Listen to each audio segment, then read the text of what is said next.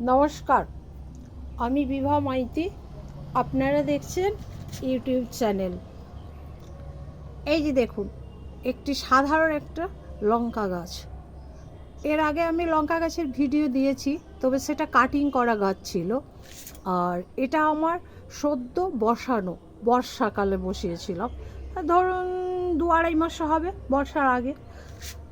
তো এই যে টবটা দেখছেন, এই টবটা হচ্ছে 6 থেকে 7 ইঞ্চি হবে। তো একটা সাদা জবা গাছ ছিল এবং তাতে আমি একটা চারা বসিয়ে দিয়েছিলাম। বলি দেখি, অনেক সমরদার ভিডিওতে অনেক সময় দেখেছি যে একটা টবে অনেকে 2-3 রকমের গাছ লাগিয়ে ফল ফলাচ্ছে। সেই জন্য আমি ভাবলাম দেখি তাহলে আমার এই জবা গাছের টবটা অনেকটা সাইডে ফাঁকা আছে, আর গাছটাও ছোটো, তাই আমি একটা লঙ্কা চারা বসিয়ে দিয়েছিলাম। তারপর 1 মাস পরে বড় হলো, তা ভাবলাম দূর, এখনও ফুল আসেনি, হয়তো হবে না, বেকার হয়ে গেল বোধহয়। তারপর দেখি না, আর 1 সপ্তাহ পর হঠাৎ করে প্রচুর ফুলে ভরে গেল। তারপর এই দেখুন কীরকম লঙ্কা ধরেছে।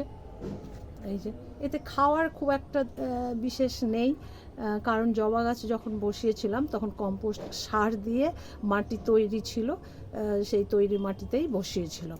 সেই যা খাওয়ার, আর তারপর হয়তো 1-2 বার ফাঙ্গিসাইড দিয়েছি, আর তরল খাওয়ার দিয়েছি, তরল খোল পচা আর পাতা সার এইসব।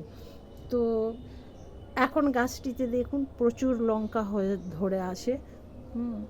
আর আপনারা জানেন, সব লঙ্কা গাছ সব সিজনে হয় না। অনেক সময় অনেকে বলে যে বর্ষাকালের সিজনে চারা আলাদা, হয়তো হতে পারে, কিন্তু আবার আমরা দেখেছি যে কখনো কখনো একটা গাছে সারা বছরও লঙ্কা হয়ে থাকে, ঠিক মতো যদি পরিচর্যা করা যায়।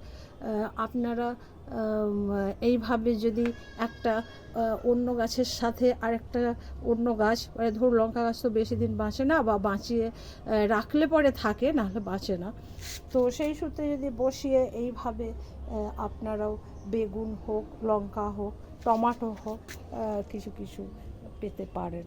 এবং আমরা তো জানি যে অসময়ে এই লঙ্কা বলুন, বেগুন বলুন, টমাটো বলুন খুব মূল্যবান। বাজার শেষ, রান্না হবে কি করে হবে, বা কেউ একটা কাঁচা লঙ্কা খেতে চেয়েছে শখ করে, হয়তো বাড়িতে লঙ্কা নেই, তখন আপনারা কী করবেন, যে গাছ আছে, দাঁড়াও আমি নিয়ে আসছি বলে একটা গাছ থেকে ফাট করে তুলে নিলাম, তখন কাজে দিয়ে দিলাম। এই যে অসময়ে একটা গাছ থেকে ফল পাওয়া, এটা চারটিখানি না, এটা অনেক কষ্ট করেই রেডি করতে হয়। সেই জন্য বলছি আপনারাও এইভাবে রেডি করুন, তাহলে দেখবেন ঠিক একই রকমভাবে ফল পেতে থাকবে। ধন্যবাদ, নমস্কার।